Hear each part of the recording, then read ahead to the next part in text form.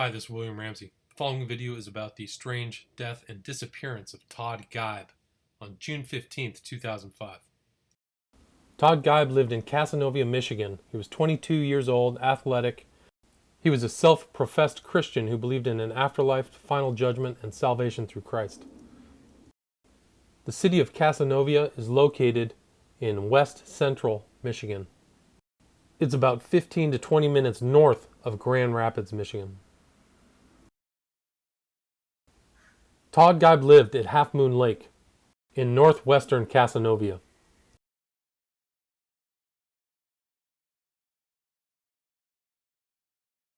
Todd Geib often traveled to Ravenna, a nearby city where his parents lived.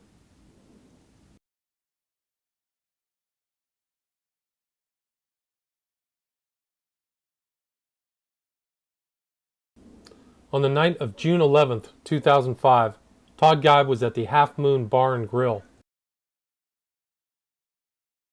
On the night of June 11th, 2005, Todd Geib finished drinking at the Half Moon Bar and Grill and went to an abandoned orchard about 2 miles away to a keg party with about 100 people and a bonfire.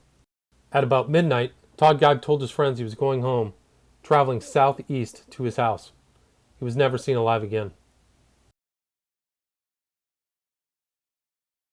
Todd's mother, Kathy, filed a missing persons report within 24 hours of his disappearance. On June 12th, a large search party involving a K-9 unit and 20 volunteers searched the area where Todd Geib was last seen and found nothing.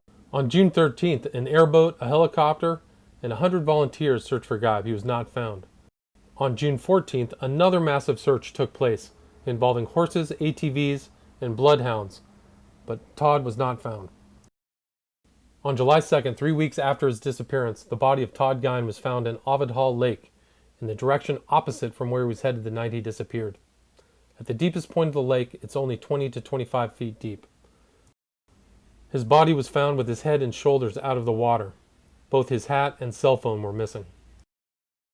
From Gilbertson and Gannon's Case Studies in Drowning Forensics, we know that Todd Geib made 4 calls in the early morning of June 12, 2005. The fourth and last call was made to one of his female friends. She told investigators that she answered her phone and heard someone say twice, "I'm in a field." The area where Todd disappeared was known to the locals as Witch's Corner due to the ritualistic animal sacrifices and satanic graffiti found by law enforcement over the years. To get to Hall Lake and the place where his body was found, Todd Geib needed to hop a fence and walk through the woods to reach the northwest part of Hall Lake. Local police considered Geib's death suspicious from the beginning. His body should have been severely decomposed. It was not. Also, locals were fishing on the lake the day before his body was found, and they did not see Todd Geib. The day Geib was found, a canoe was used by an unknown party. Empty beer cans were found in the canoe. Police failed to examine the canoe and beer cans for fingerprints or DNA. The autopsy revealed that in the body of Todd Geib were 2 drugs, desipramine and amitriptyline, 2 drugs used for antidepressant. They were in lethal doses. Todd Geib was not depressed or on medication, and these drugs are rarely used as narcotics. Famous pathologist Dr. Cyril Wecht read Todd Geib's autopsy and toxicology reports. He confirmed the lethal dosages of the antidepressant drugs desipramine and amitriptyline. Dr. Wecht stated, "Considering the amount of drugs in his system, there was enough evidence to substantiate that this individual, Todd Geib, was at least unconscious, if not dead, before entry into the water." Another group of medical examiners was able to analyze the autopsy of Todd Geib and concluded that he could not have been in the water for more than 5 days. He was in the water somewhere between 2 and 5 days. After the death of their son, the outspoken Geib family members claimed they were stalked by a strange car. The stalking continued for several nights. The unidentified vehicle tried to run one family member off the road, and the police were called. This stopped the stalking. Another outspoken member who believed Geib was murdered had his house burned down while he was away on vacation. On the 3rd anniversary of their son's death, his family found this smiley face symbol on the gravestone of their son.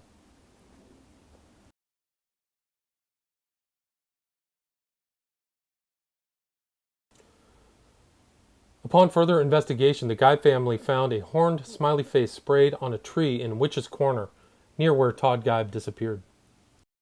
Unfortunately, there have been other strange disappearances and water deaths in the West Michigan area. Jeffrey Scott Stratton was found November 7th, 2010, in Lake Michigan. He was last seen November 5th at the Curve Inn Bar in South Haven, Michigan, where his car was discovered.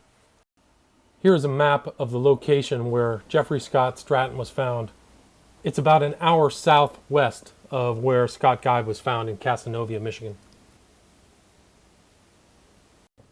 On November 7, 2010, Travis Trowbridge was found in a swampy area after a night of partying in Eggleston Township, about 5 minutes west of where Todd Gu's body was found in Casanova. There are also a few Michigan State, Lansing, Michigan disappearances. Michigan State and Lansing are in the center of the state. On February 2, 1997, Franklin Gottshalk left his apartment in Lansing, Michigan in a car he borrowed from his brother. He was never seen again. The parents of Franklin Gottshalk believe that their son's disappearance is related to another missing man in Lansing, Michigan by the name of Ryan Getz. On New Year's Eve 1997, Ryan Getz, a 21-year-old college student, disappeared in Lansing, Michigan. He was seen with an unidentified stranger. 4.5 months after his disappearance, on April 18th, the body of Ryan Getz was pulled from the Red Cedar River in Lansing, Michigan. On March 13th, 2009, a day after his 27th birthday, Stephen Mbidizo disappeared from his residence at Mount Pleasant, Michigan. Roughly 1 month later, on April 9th, Mbidizo's body was pulled from the Grand River in Eagle Township. He was found naked, wearing only socks. The Clinton County Sheriff Wayne Kangas said, "It's a very, very suspicious death." Another strange disappearance and death that took place about 1 hour north of Casanova in Baldwin, Michigan, was that of Collen Firtney, a nationally recognized football player. Firtney disappeared from Baldwin, Michigan on May 26, 2013.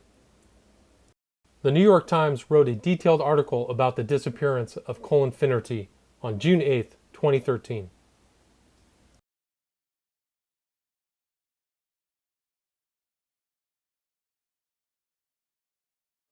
Something wasn't right. Collen Firtney said he ran into two men on Baldwin River. Nearly 40 officers and hundreds of volunteers. I thought he was murdered.